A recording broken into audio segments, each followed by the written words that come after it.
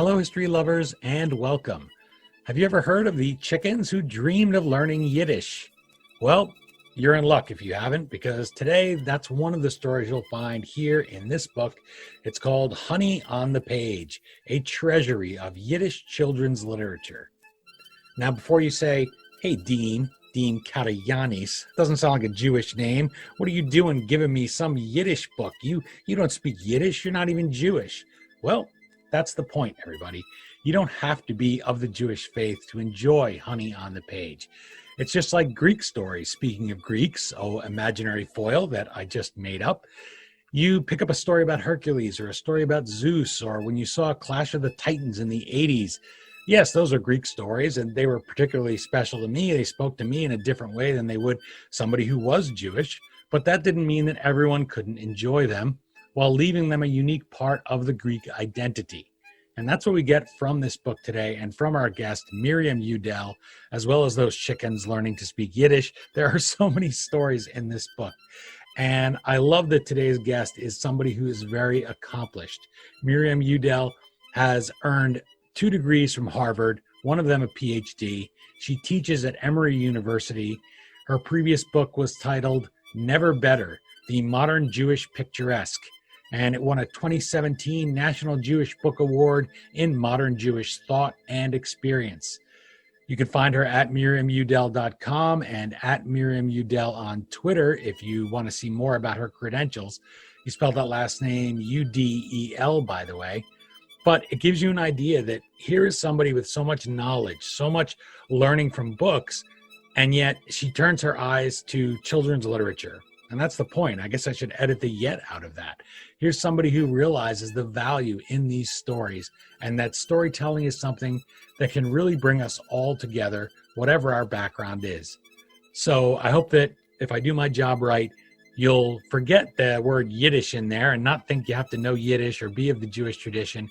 You'll just say, as all the books that I recommend, some of them that you can see right behind me, Dean's turning me on to a great book that's a lot of fun, one that will stick with me, that I won't read and forget, like maybe some of those Disney fairy tales we think about now that are very forgettable, that aren't really exciting, that don't make you think and inspire you. These stories tell us all about ourselves, no matter who we are, but we'll speak in particular to those of you from the Jewish faith. So now that we have gathered here into a semicircle, socially distanced, but I'm picturing us all as we used to do back in Lincoln School in Bergenfield, New Jersey when I was wee, let's join Miriam Udel and enjoy these sweet stories in Honey on the Page. Do we or do we not live with a Jewish farmer? We were born here, we grew up here, and we live here, right? So we are Jewish chickens, are we not? Jewish, certainly! Clucked all the chickens in unison. And if that's so, then why shouldn't we learn some Yiddish, huh? I'm right, am I not? Hello and welcome to everybody watching us on Zoom via YouTube. I'm thrilled to be joined by Miriam Udel. She's the author of Honey on the Page, a treasury of Yiddish children's literature. Thank you so much for making the time to chat with the History Author Show. It's a pleasure to be with you, Dean. And I just went with your name, even though you have many titles. You're quite accomplished. I could say rabbi, doctor. You have many titles, right? And I thought that was wonderful that you brought all that education, all that knowledge into children's literature, into sharing these stories with people who are just learning maybe about their Jewish identity, but not only their Jewish identity. And the pictures on the cover, people can see here, maybe a little bit if I tilt it just a wee, but yeah, there you go. Hers looks much better than mine. So, but you can see some of these pictures. It reminds me of the books that I loved when I was a child. It's mysterious, full of excitement. There's the lion, there's blowing wind, there's a car. You always have to have that lion, right? When you're telling a children's story, whether it's Aslan or any other book that you have, you always love to have the lion in there.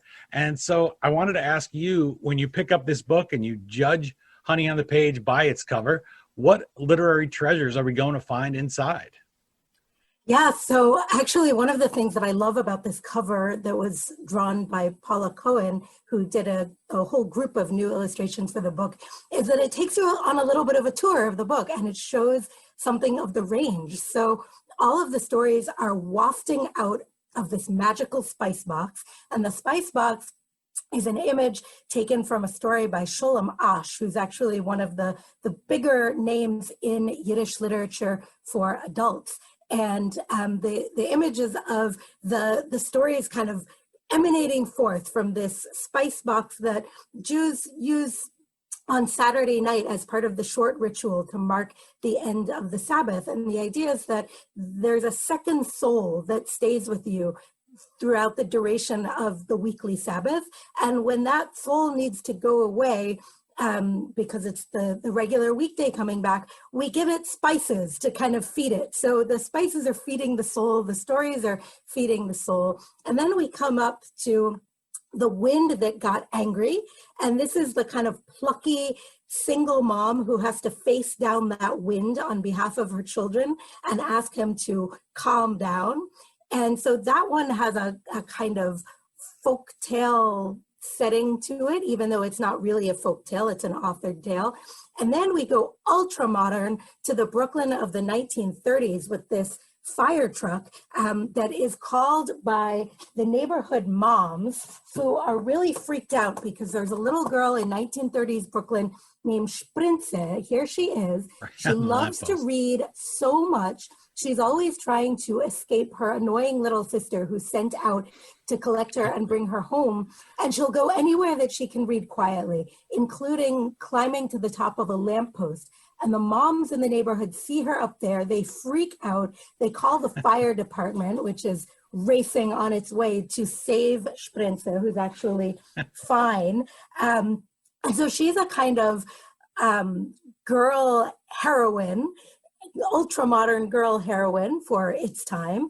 And then at the top, we have this magic lion who spends a Sabbath in the desert with a rabbi who gets stuck in the desert, and the lion spends the Sabbath with him and then offers the rabbi a ride on his back to catch up with the rest of the caravan that has moved on without him. So it's a real cornucopia of kind of old-fashioned, folk-like, and more modern authored tales and poems. I wanted to jump ahead because I was going to mention that when you talk about her up there on the Brooklyn street lamp in the 1930s, I think one of the things that we assume if we're going to go back and read old stories is, okay, I have to clench a little bit and realize that these are not going to be written the same way we might write a female character today or a Jewish character or any other kind of character that we don't put into this narrow box. And I guess we all cringe sometimes, but with these, she shows that it's not just traditional, which is a nice way to put it, and sometimes that goes to the other extreme and it's stereotypical. There are still female characters in Honey on the Page that I think anybody would enjoy, and I think that that's the hallmark of good literature. It's not just to take a woman and stick her in the boy's role, and it's not just to make her what they call a Mary Sue and just that she's great, and that can make you not want to put them in there at all. So I imagine you, as you're translating for Honey on the Page, saying, oh, hey, this is just a great story. That's something that you can relate to, and it just that she happens to be a girl. What do you think that that her and other female characters have to say, particularly young girls, since we're jumping ahead to that, as they pick up the book and as they're read it at bedtime or they read it themselves?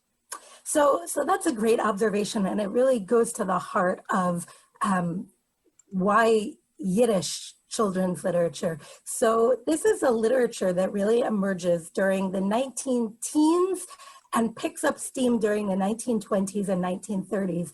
And it's being written specifically as an expression of a really progressive, forward-looking viewpoint. So it's not necessarily as woke as we might think of contemporary aspirations like for the literature that we're writing now, but it's pretty progressive for its time. And that means a commitment to having heroines who are girls, who do heroic things, which often actually involve not being where they're supposed to be, being lost or being out on their own in some way.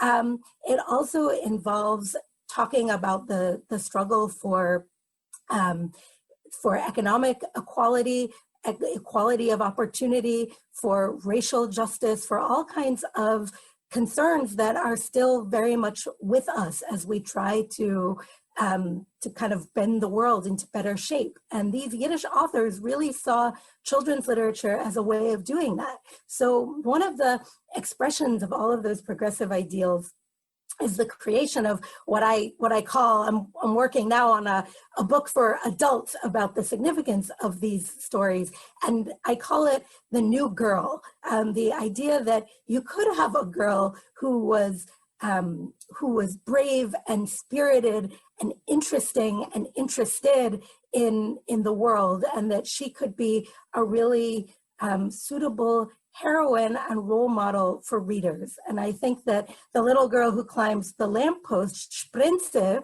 whose name means hope, is offering a kind of hope for readers as far as what girlhood could become over the course of the long 20th century.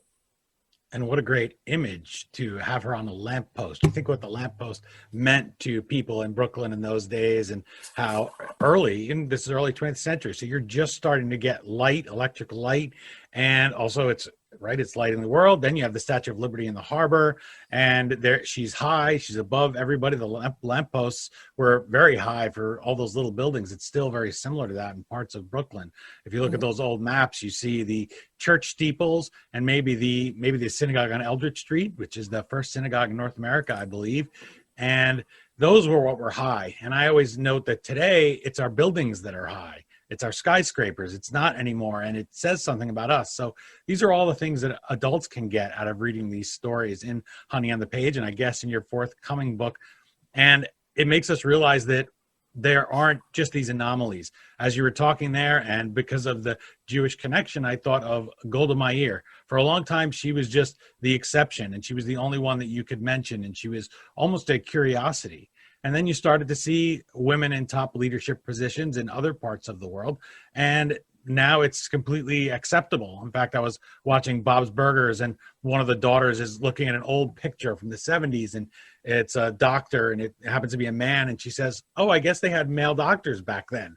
Because you see so many women now that are in the field, like that you wouldn't think twice about you probably would have a woman doctor, especially if you were a little girl. You might feel more comfortable. So I like all of those things, and I wanted to make clear that this is a book for everybody. And the example that I used with you was the Greek myths from my own ethnic background. Nobody thinks to say, well, I'm not going to pick up that book. In fact, a lot of Greek people will say, I'm tired of being asked if I worship Zeus, because people confuse it. So you don't want you to get confused with the mythology, but it's something that can belong to everybody in the Western world and at the world at large. And as an example, I picked up a book here that I had I've had this book my whole life. It's called Famous Men of Greece. The copyright is 1904. One of my grandfathers, I believe my mother's father, took this out of the library. And you can see it was stamped a bunch of times, and I'm hoping that it was sold, that he didn't just forget to return it. Otherwise, I owe about $1,000 on it. And so it has some of the pictures that you're talking about, similar pictures. And obviously from that stamp, you can tell people were taking this book out of the library. It's New York City. Some of them were definitely Jewish. So I just wanted to be able to share with everybody and say, why limit ourselves? These are great stories. And yet there's also that fine line between appreciating a story and taking that story or that tradition of another culture and assimilating it, making it your own until it's completely been washed away and we forget the origins of it. You think of foods, for example, that we just associate sometimes with the American taste, or things that Britain, even the word Celtic for Irish is a Greek word. When the Greeks went there, I tease my wife because she's Irish Canadian, and I say, you didn't even know what to call yourselves. And so the Greeks had to name you. And the origin of some of those words is just lost, like Celtic. So I wanted to ask you about that. What do you hope that non-Jewish readers will take away from Honey on the Page? Sure. So I think that it's a deep truth that when we are writing in our most personal vein, whether on the individual level or on the collective level about a culture. When we're being the most personal and individual, we're also being the most universal, because there are experiences that cut across all human societies and cultures. So the way that the book is organized, it actually follows a scheme of organization that I found in Yiddish anthologies from the 20s, some of the earliest Yiddish anthologies for children. I start with the really distinctively Jewish content, Jewish holiday stories. So it's a place where, the casual reader can pick up a book and learn about holidays other than Hanukkah. We have a lot of Hanukkah in the popular culture because of the way that it coincides in time with Christmas, right? But there are a lot of other Jewish holidays that are actually much more central to the experience of being Jewish. So I start out with those holidays and with stories about Jewish history and Jewish heroes, some of which are non-fictional and some of which are historical fiction. And then I move on to folk tales, fables, the kind of literature where we would expect to see parallels in lots of other cultures. And if you're coming from a different set of cultural touchstones and you pick up this book, you'll see some interesting points of comparison and contrast. And then moving from that more distinctively Jewish outward toward the more universal. So fables and allegories, and then stories about going to school, which until about 8 months ago was one of the most universal experiences for children. And then stories and poems about everything that we learn outside of school in what I call life's classroom. And finally, the most universal experience of all, which is belonging to a family, being part of a family. So that's the kind of trajectory of the book. And I would say that what the general interest reader can see in this book is a corpus, a body of literature that is very explicitly trying to illustrate for children what a better world could look like, a world that's built on foundational values like generosity, concern for others, a rejection of social hierarchies. And all of that is written into this book. It's a job that they have, these stories, to tell us a few things. They tell us who we were, who we are now, and then who we can become. They want to aspire, especially when you're talking about children's literature.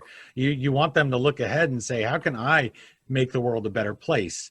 And I enjoyed that about the book. As I'm flipping through it, I'm looking, I'm stopping on this or that story that speaks to me. I say, this is something I would share, or this is maybe answers a question I didn't even know that I had. And I have a contact on Twitter, and she'll often chime in with me and she'll give me advice if I'm doing a Native American story and talk about stories that have all been adopted and names and things like that. And she said something to me once, that to be a Native American is to be teaching, is to be a teacher, to explain to people where they don't get that something is in a text or what their perspective was. And I was thinking that as you were just talking about honey on the page, is for Jewish people, because some people, for instance, up in Canada, my wife's hometown, she said we had one Jewish family when I was growing up.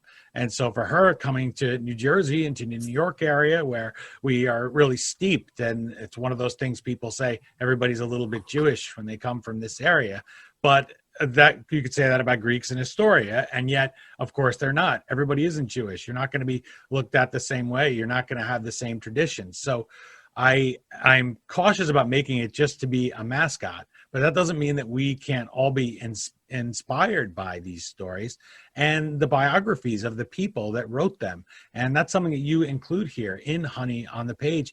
You include the brief story of who gave us this tale, and that's also something that can be lost to history. So why did you make that choice? Why was it important to you that we attach the author right there to the story so that it doesn't just appear to drop in on us and maybe we just use it ourselves, or we don't associate it with the person behind it? Because those background blurbs are important for me when I'm reading it to understand, oh, this is why he puts her up there on that lamppost. Right. So I have said that I created this anthology as a scholar, a mother, and a rabbi. And I think the aspect that you're highlighting now, Dean, really has to do with the sense of responsibility as a scholar to show where these stories came from, what kinds of cultural products they are, and to understand where they fit into a body of work, because some of the authors were educators or were authors who wrote primarily for children again and again, and others were the kind of bright light names of Yiddish culture and Yiddish literature, like Sholem Asch and Tadya Molodowski, or Moishe Kulbach, who, as far as I know, the only story he wrote for children is the one that I include here, The Wind That Got Angry. And they all have really important, significant careers, and they are all subject to the extraordinary historical stresses that the Jewish people underwent in the 20th century. A lot of them, unfortunately, the biographical notes talk about how they died in the Holocaust or they were liquidated by Stalin.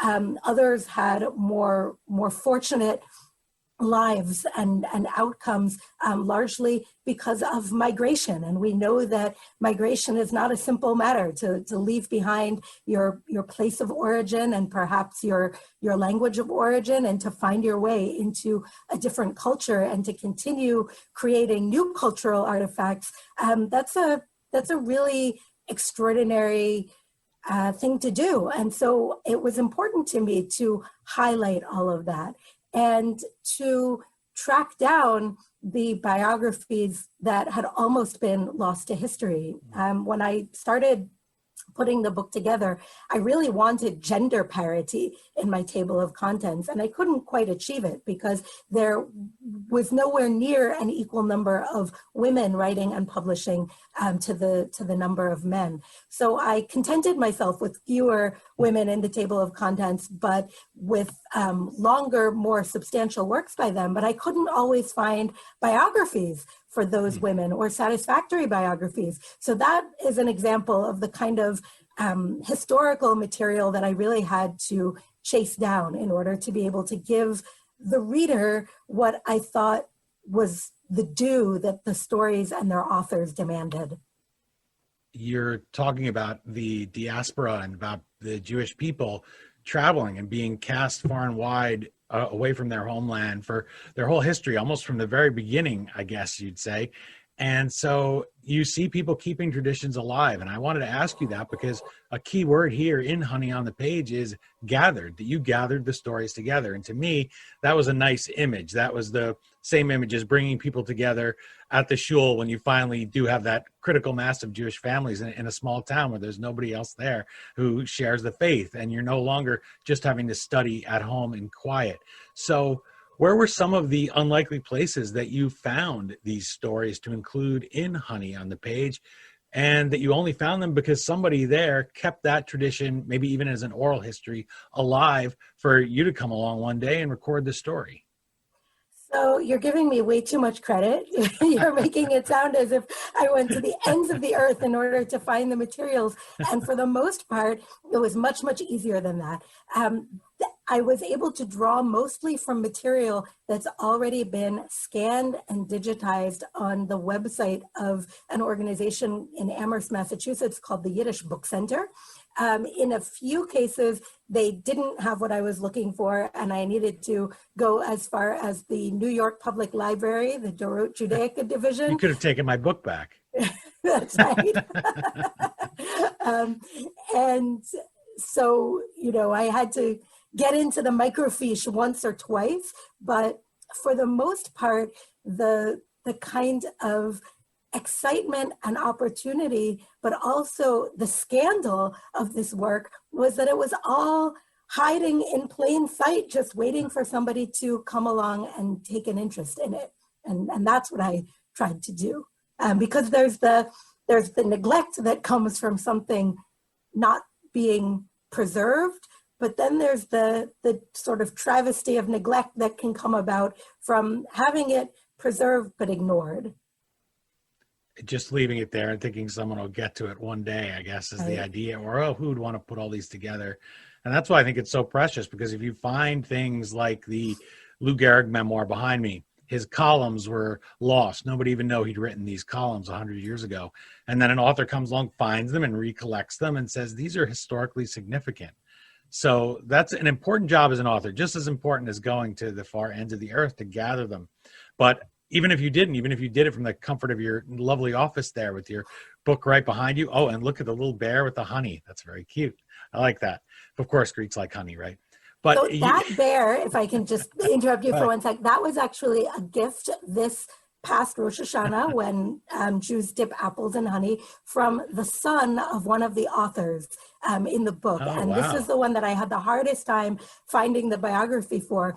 And a librarian at the New York Public Library, Miriam Udel, was able to consult ship's manifests and Social Security records and get me the very bare bones outline of the life of Malka Sheikhet. Wow. And I was able to find her son, Rabbi Maximo or Mordechai Sheikhet, living in Omaha, and interview him about the details of his mother's life. And we became friends, and he sent me this honey bear. So now it keeps the book company. How great is that? And I love that. In Omaha, it makes me think of the Frisco Kid, speaking of Jewish people teaching and first coming to places where nobody knows who they are and needing to teach and explain. And I just love that about this book. I love being able to pick it up, read it, and say, oh, this is why some of those things happen. This is why those holidays. And I remember my best friend as a child was a little girl, and her family was Jewish. They had 3 brothers. I had 3 brothers, all the same age. So talk about, that sounds like it would be a kind of a Brady Bunch thing, right? But fortunately, all of our parents were still with us. But anyway, and I remember her telling me when we were little that Hanukkah's not really this big holiday. And I was blown away right at 7, because that's all you ever hear about. And people distill you down to just that one item where you say, oh, okay, I know that. So now I know everything there is. Well, you have to buckle up, because you're talking about this, 5,000 years of history and storytelling from Moses to Sandy Koufax, as they say in The Big Lebowski. So it is literally a treasure trove, as it says, a treasury on the cover of Honey in the Page of books. And I just love that. And I also felt that responsibility to say, I want to help achieve that goal of making these stories that are Jewish stories that speak to you especially, but to show they can also speak to me, who's not of the Jewish faith. And you write in Honey on the Page that Jewish Enlightenment, their goal was to imitate the, quote, normal society. And that's a word with myself, going back to my own experience with my wife, who's Irish Canadian and who is raised Catholic and certainly not Greek Orthodox. They don't have the same Easter that we do, as you probably know. And I always go back to the Jewish tradition. I say the Last Supper was a Seder. So you have to wait for Passover before you can have Easter. That's the Greek rule. So naturally everyone else is wrong and we're right on our Easter date. But the thing is, sometimes when you're discussing it with a spouse or with somebody else, they'll use that phrase normal. They'll say normal Easter or, normal food. And so I wanted to get to that with you. How is that desire to imitate, and your desire here in the book, and the desire for the Jewish people to keep that identity, to not just be washed away by the waves of history, found here in Honey on the Page, in the stories that you share with us? Sure. So I think sometimes when we talk about something being normal, that's a stand-in for talking about power dynamics in a society. The thing that we think of as normal is the thing that belongs to the more empowered group, right? So in the case of Yiddish-speaking Jews in the 18th and 19th centuries, their sense of norms came from European Christianity, because that was the group that was at the top of the power hierarchy. And that's something that is still true in many, many parts of the world, which is why you don't have to wander into a big blue and white Target Passover or Shavuot section every spring or every early summer. But one of the ways that the book kind of questions that is by unsettling all kinds of power dynamics in the first place and really making a case in a lot of different ways, whether they have explicitly to do with religion or with other aspects of life, the primacy of whoever's on top and advocating for the underdog. And that's something that I think is universal, that a lot of people from different cultures can all kind of relate to the desire to elevate the underdog a bit. It's certainly something that's done here. And who are the bigger underdogs than children, right? They have no power in their lives. Here, if you can't even find a quiet place to read a book and you have to go all the way to the top of a lamppost, you're pretty unempowered. Everyone's telling you what to do. You go to school, your parents or your teachers telling you what to do. You go to shul for your Jewish school or Greek school on the weekends, they're telling you what to do. Cub Scouts, whatever you're going to, your parents are certainly telling you what to do. So I like that those stories will give children something to dream about and to think about. And who can't use more stories?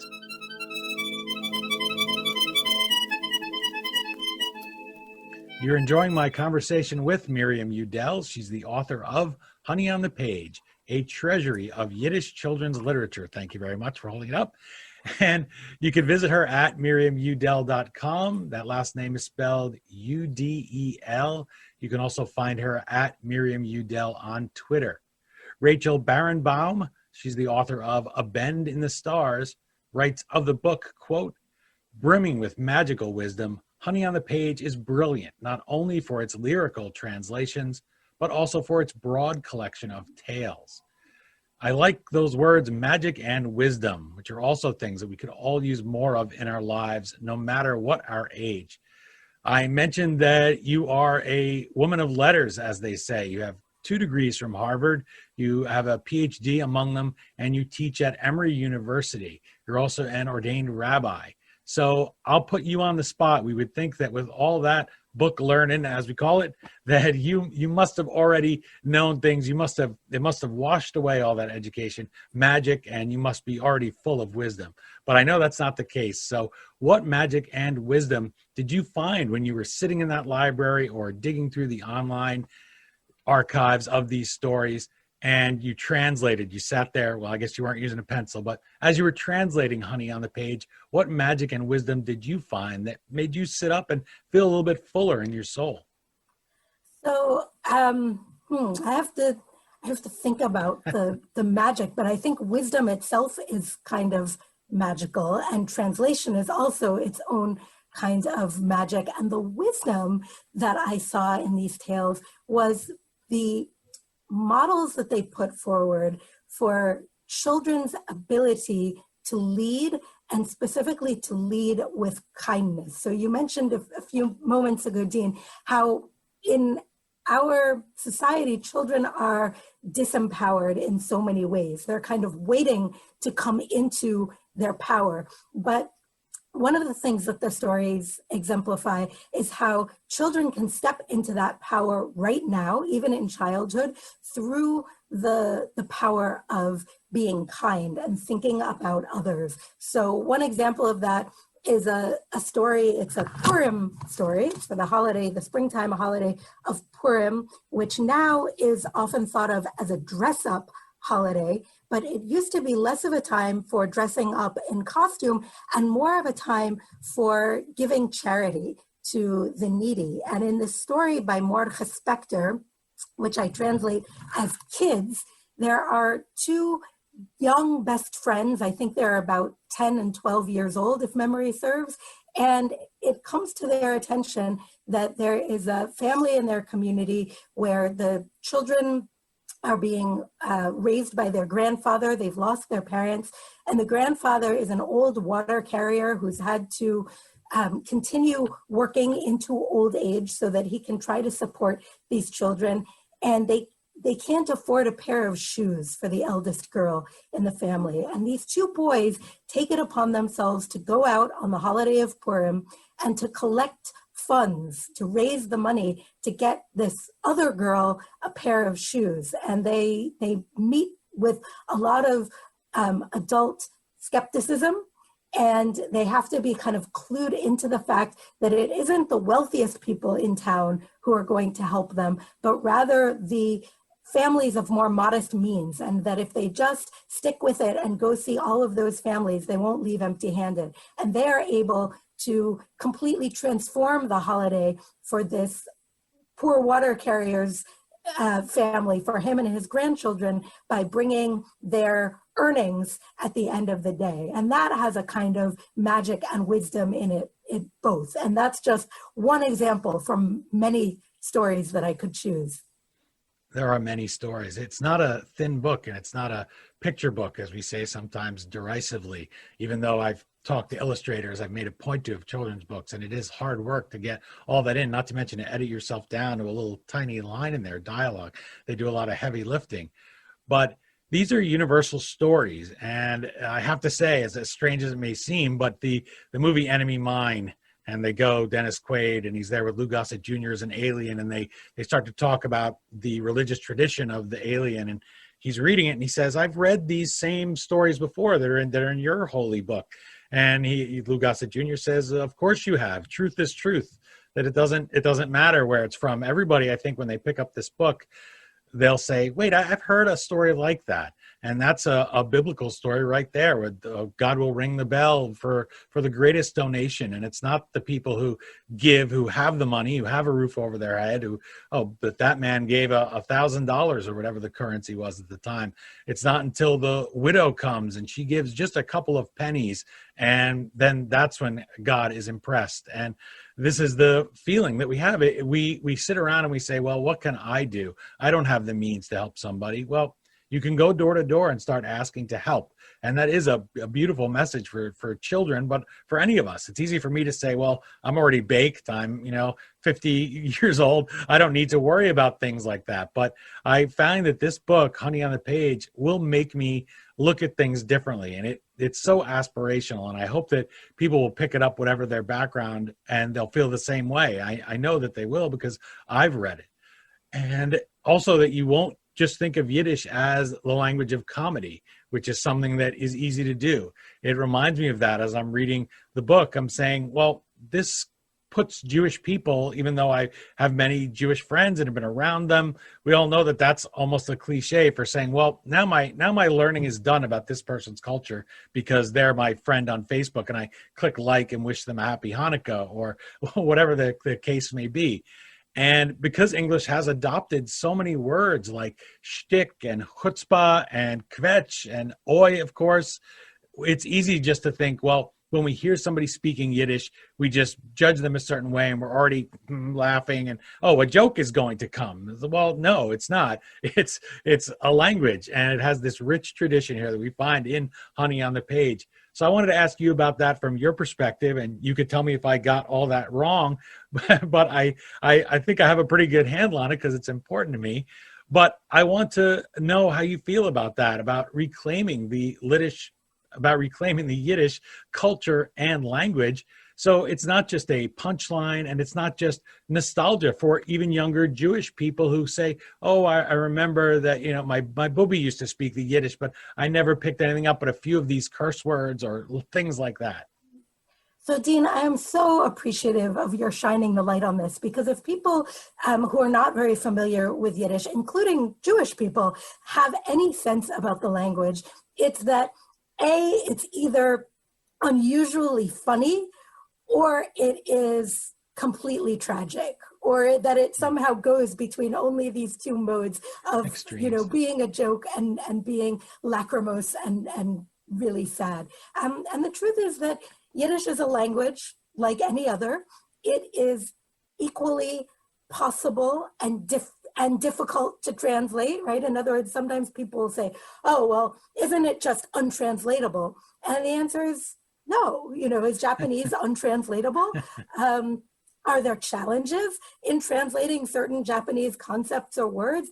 Absolutely. When we do the work of translation, do we sometimes also have to explain a culture, a religion, elements of a civilization? Sure, but that's part of the work of translation. So Yiddish is already, kind of absolutely ordinary and unexceptional in the sense that it's a language like any other, and it has the full range of human emotion and human experience contained within it. And so that's also something that I try to highlight in these stories. There is one section called Wise Fools, and it's about the kind of funny, whimsical storytelling tradition. And we do have a specific trope, a specific set of stories about the Jews of Chelm. Chelm was a real place in Poland. It did not contain particularly foolish people. In fact, there was a large, significant yeshiva there, an academy of higher Jewish learning. But in literature, it came to be known as a town of fools. So that is part of our tradition, and that's represented in the book, Helm Stories and Other Stories of Foolishness, but that's only 1/8 of what's here. It may impress listeners or viewers, since we're doing this via Zoom, that you didn't grow up speaking Yiddish. You described yourself as an accidental Yiddishist, and I immediately wish that was a memoir that I could go pick up because it sounds really fun. But I didn't even know what it is. I don't know how you accidentally become a Yiddishist. But immediately, again, you have that vaudeville Borscht Belt language in my head of somebody waking up one day and yawning and saying, "Oi!" Suddenly I'm speaking Yiddish. It's just it comes so natural to us. But somehow you fell into it, and then you resisted this urge to secularize and homogenize it, which is so strong, particularly for a tiny undersea Jewish population in the world. So how did learning the language and going through that hard work you just described and rewarding work of translating Honey on the Page help you better understand the woman you see in the mirror now? So I started studying Yiddish just before I attended graduate school, like the summer before my classes started in graduate school. And Yiddish is a fusion language that combines mostly Germanic elements with some Semitic elements from Hebrew and from Aramaic, and a very small but old stratum of Romance words, words from Latin, and then whatever else Jews are speaking. So Slavic elements that come into play, particularly in the 19th century, as Jews from the area that's now Germany moved eastward, English, Spanish, modern Hebrew, it all ends up in Yiddish. And when I started studying it, I had very strong Hebrew and, of course, native fluency in English, which is also a Germanic language. And I found that although, of course, it required effort to become fluent in the language, there's an expression, Yiddish sered sich, Yiddish speaks itself, that there was something intuitive about it. And what I mean about being an accidental Yiddishist was that I was studying comparative literature in graduate school, and I had Yiddish as one of the languages that I worked with. And I was always in a little bit of a drama of approach avoidance with Yiddish. Was I really going to settle down on Yiddish, or was I going to kind of keep it in the mix as one of the languages that I studied? And then I was very fortunate in 2007 to get a tenure-track job. Those are vanishingly rare in Yiddish language, literature, and culture. And so I did wake up one day and get the nod that I was being offered this job at Emory. And then, behold, I was definitely and conclusively a Yiddishist. And it has been a wonderful area of learning to which I could devote my life. And it has been a great pleasure and a great honor to create something that will help more families and more children grow into an awareness of all that Yiddish is, that it isn't just the occasional punchline on Seinfeld. It's something much richer and much deeper. I'm going to ask you to read something from Honey on the Page. It's a story by Ukrainian-born author Levin Kipnis, or if you have another choice, but his Children of the Field. after having read it, I don't think that I'll ever look at the word kindergarten again. That's the kind of thing I mean about learning it. But I'll give you a second to be able to find it and give us a flavor for that story by saying, I said to you that you wake up one morning and be the accidental Yiddishist. I should have said you hit your head, because that would be the slapstick, the shtick. That would be an accident, right? That, in fact, you hear those stories sometimes, right? That people hit their head and suddenly they have an accent. So yeah, you should get to work on that book. I know you're doing other slightly more important things than just writing a book for me, but boy, at least someday when you write your memoir, and I'll be the first one to read, at least a chapter maybe that's called The Accidental Yiddishist. I just think that's great. But go ahead and have at that children's story. Sure. So this is a story by Levin Kipnis, who wrote one book of holiday tales in Yiddish, which was a kind of interruption to his career. He was an early Zionist, and so this interrupted his main career as one of the founding figures in modern Hebrew children's literature, children's stories, and poetry. He wrote hundreds and hundreds of stories for children in Hebrew and just this one volume of holiday tales in Yiddish. And this is a story for Passover, and it is based on a midrash, a rabbinic elaboration of the biblical text that's found in the Talmud, in Tractate Sota. And the idea is that during the reign of the cruel Pharaoh who turns the Israelites into slaves and demands that all little Jewish boys be thrown in the river after they're born into the Nile, that some of the mothers in the community wanted to protect their infant sons. And so they took them out to a field and they buried them in these protective holes, and they were cared for by angels who offered them milk and honey from stones. In the Talmud, it says oil and honey, but Levin Kipnis is a Zionist, and the imagery associated with the land of Israel is milk and honey. So it's a little bit long. I'm not sure if you want me to read the whole thing, but I'll read a couple of passages. Yeah, give us some that jumps out at you, and then we'll make people buy the book. They're going to be so interested that they will want to pick up and read it themselves. Perfect. So it starts out, who has ever seen or heard of such a thing? Children sprouting out of the earth like grass in a field. Of the kind sun sending her golden rays onto their little heads, and the heavens dew dripping its pearly drops upon them. Of songbirds singing cheerful songs, and butterflies fluttering by them all around and around. Of a soft breeze caressing their hair, and of angels covering them with their wings and rocking them with lullabies. And then it starts describing this field of apple trees and the Pharaoh's decree that every little boy that is born to the Jews must be cast into the river. The Jewish mothers didn't obey the villain. They hid their newborn boys, and each night when it grew completely dark, the mothers would zigzag their way to the apple field, where they lay down their tiny newborn boys by the roots of the trees and prayed, apple tree, the grief, it drives me wild. As you guard your apples, please protect my child.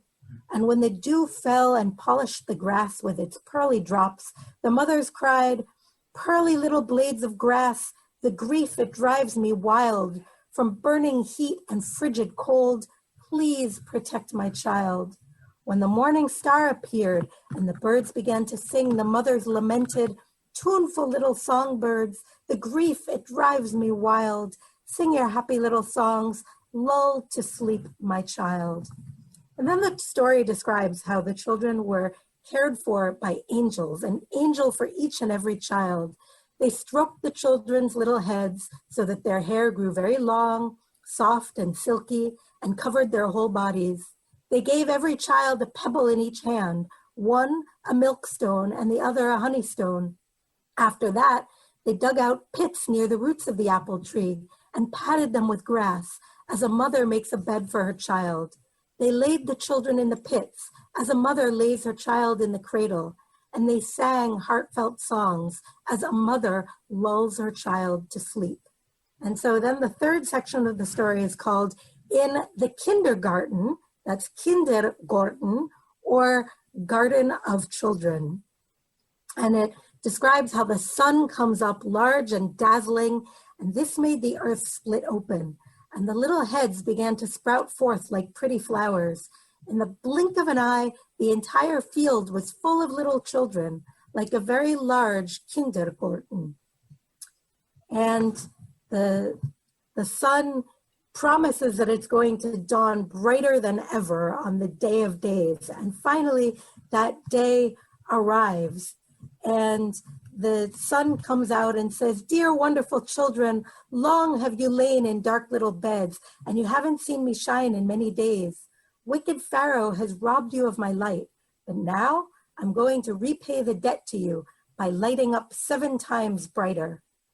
So the sun illuminated the field. Beams of sunlight flooded in, and the children bathed in light.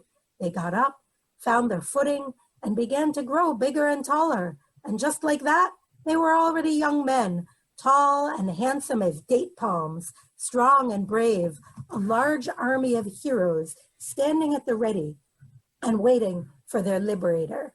And that, of course, is Moses, who comes and leads the way. And with courage and pride, with loud singing, they strode to the gates of Egypt, and the entire people, the children of Israel, marched after them with their heads held high.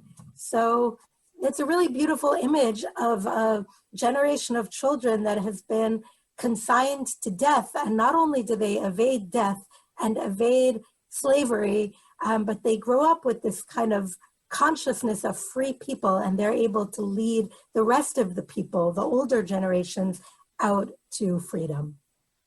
And freedom, to me, listening to you say that, brings to mind a question that I was maybe going to skip, but it connects, because we think of freedom being, oh, I'm not in chains, I'm not locked up, there's nobody telling me what to do.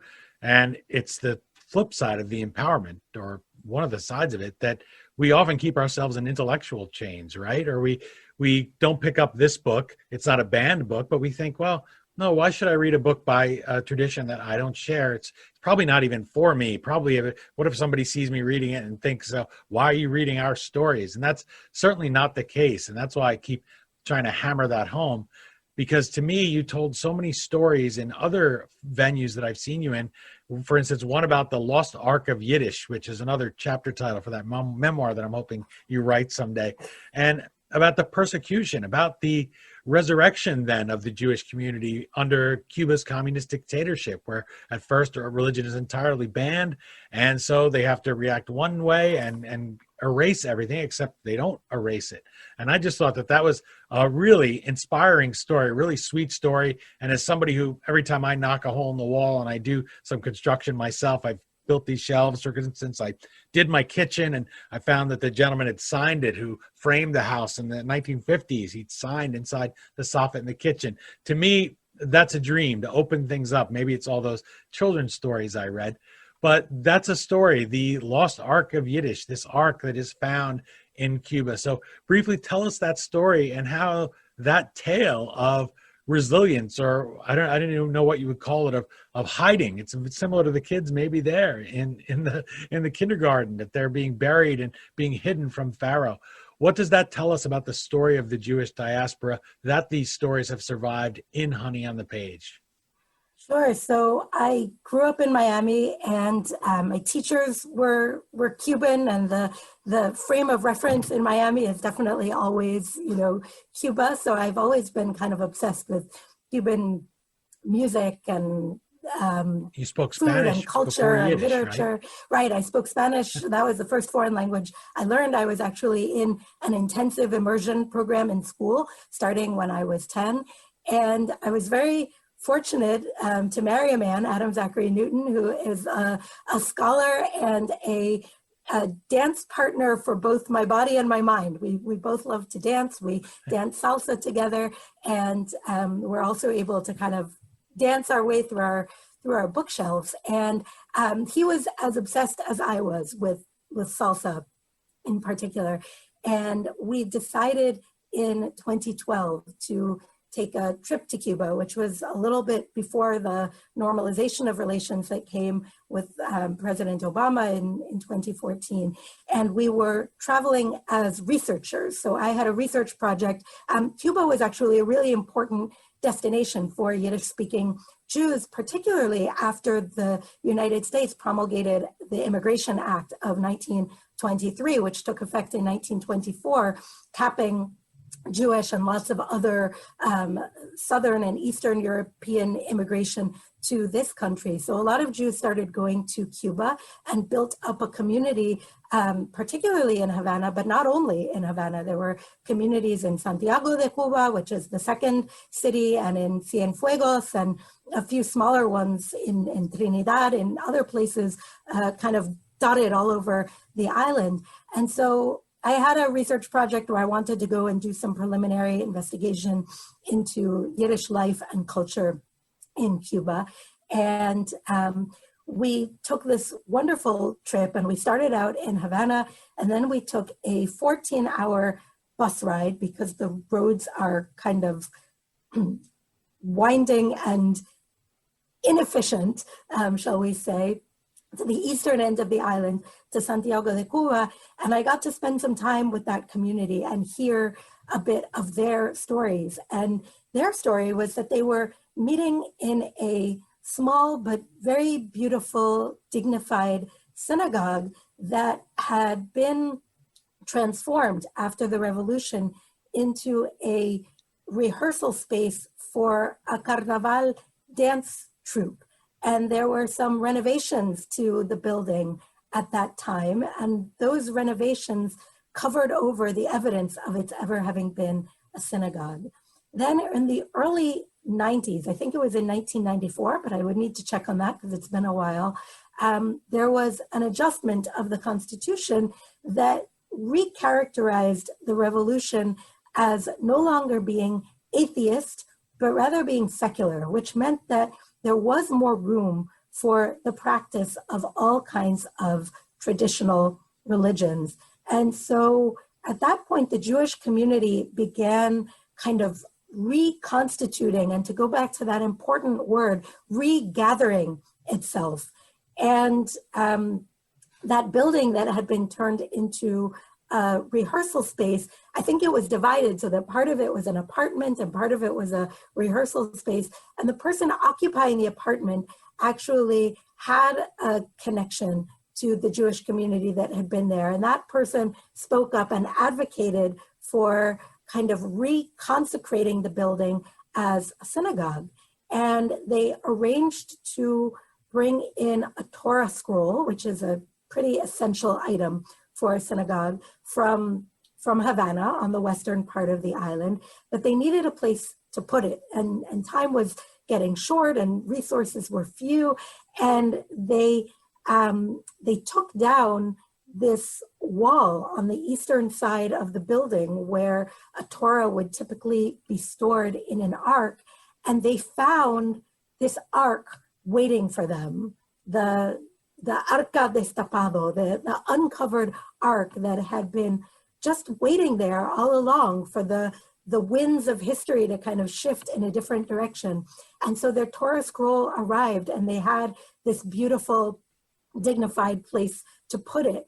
And for me, Yiddish is that waiting ark. It's a structure that's already been built, that's already kind of waiting for the community to rediscover it. In many cases, it's even been digitized and made available. So through projects like Honey on the Page and other works of translation, through the intensive summer programs, and for that matter, winter programs that are teaching Yiddish to new generations of curious learners, I'm hoping that we can participate in the kind of shifting of the direction of that historical wind toward a more substantive and powerful connection with the Yiddish that's been waiting there for us all along. It's such a moving story and image to have this to have this ark hidden there and just waiting. You can try to wipe it out, and this has been long the story of the Jewish people, which is why I find it inspirational. And as you're speaking about that, and as we wrap up, I want to say we're not all going to knock down a wall and put an ark in there or hide a Torah, but we can pick up Honey on the Page, and you can have these stories, and you can have your own ark in here and have some room for the Jewish people, for Yiddish stories, for different stories. And when the hard time comes, that's all the more reason why that's something you can't erase and can't wipe out wherever you live. And that helps keep that tradition, these traditions that are the basis of so many of our laws and of our lives, of the Christian faith and of the Muslim faith. This is where all of these things start, and stories are such a great way to bring us together. I'm glad that you got together with me today, Miriam Udel. I really appreciate you sharing Honey on the Page. I enjoyed the book so much. It was really fun. It made me feel like a kid again, and the best parts of being a kid, not the unempowered kid who I was also one of those. I never climbed to the top of a lamppost, but I did have to search for solitude, having two brothers in a two-bedroom house. And believe me, you're searching for a place you can quietly read a story and just escape. So I hope people will join you on these escaping journeys here in your book. I enjoyed it. You really enriched my life by sending me this book, and it'll enrich any library. It's going to go right there on these bookshelves behind me and have a place of honor. I wish you the best of luck spreading the word about the book. Thank you so much for joining me, and also for being the accidental Yiddishist. I'm looking forward to that book. So when you have time I know your schedule's pretty open. I hope you'll get to work on some more tales. I'm looking forward to that next book. Dean, thank you so much. It is, as we say in Yiddish, a fargenigen, a great pleasure to be with you. Thank you so much.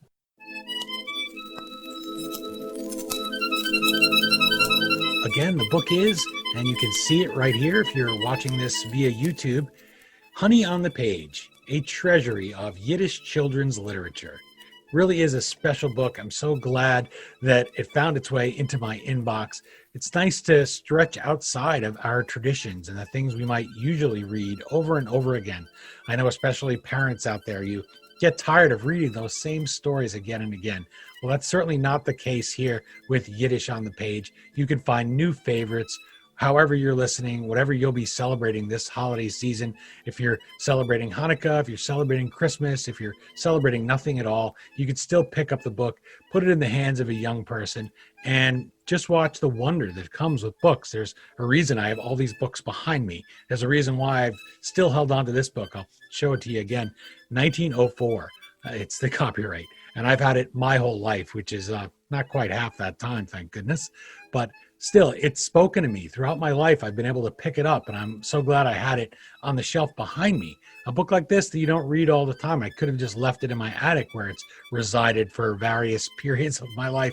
Probably 20 years at times I would not have picked it up. But you read it at different times of your life. It says different things to you, and that's certainly the case with the stories you'll find in Honey on the Page. As always, you can pick up your copy by going to the historyauthor.com page for this episode, clicking that Amazon link. Every time you buy a book, you help keep the flux capacitor on our time machine humming like usual, because Amazon.com gives us a little kickback. And it's not much, but it's nice to have a little something, and helps me keep track of how many people are going to the site, enjoying hearing me speak to these authors, and picking up the book. And I know for Miriam Udel, I'm going to want to see a lot of you out there picking up books, because it's so special. And I want to know that I did the book justice and did my job, and encouraged you all to pick it up, check it out, put it under the Christmas tree, or give it one of those nights of Hanukkah. Or even if you're watching this and it's not the holiday season, you can give it to a young person any time of year. It is by no means a light throwaway book that you'll forget about. It will stick with you and your children, or children of all ages, as we like to say, for your entire life. You'll be going back to these stories. You won't look at lampposts the same or kindergarten the same again. My sincere thanks to Miriam Udel for joining us and for sharing the stories of Yiddish childhood for everyone to enjoy. It was so great to have the accidental Yiddishist with us today. I know she doesn't have a book with that title in it yet, but I'm going to hold out hope. You can visit her at miriamudel.com or at Miriam Udel on Twitter. That last name again, Udel. And helpfully, once you have the book, you'll see her name is right on it. So you won't have to worry about how to spell it. You can just look it up right from the book on your shelf. While you're at it, you can also follow us on Twitter at HistoryDean or Instagram at The History Author Show. You know the Twitter handle and you know the website, then you'll be set for all the books you need to find, because I am always out there promoting my authors. Facebook too. So thank you so much for joining us today. Thank you to Miriam Udel for sharing this story with me. I hope that if you know anybody in a wider audience that's in the media, you'll share these stories with them too. I know media people were always looking for programming around this time of year. The last 2 weeks of the year, usually you're down to the more junior members of the staff. It's not the A team or even the B team anymore. They have taken off and taken vacation. So as you saw, Miriam Udel is an excellent, smooth guest. So if you'll let me play TV producer for just a moment, since I am on Zoom video, I can tell you with confidence she would make just an excellent guest. So spread the word out there, because you're going to love what she has to say here in the book, Honey on the Page. Well, that's it for this installment of the History Author Show. I hope you'll join us for our next all-new interview right here on iHeartRadio. If you're a listener on iTunes, please take a minute to leave us a review there as well. Subscribe to our YouTube channel, especially if you're watching us right now. I know it's popular for people to point, but I'm honestly not sure where they put that subscribe button, but I have faith that all of you will be able to find it.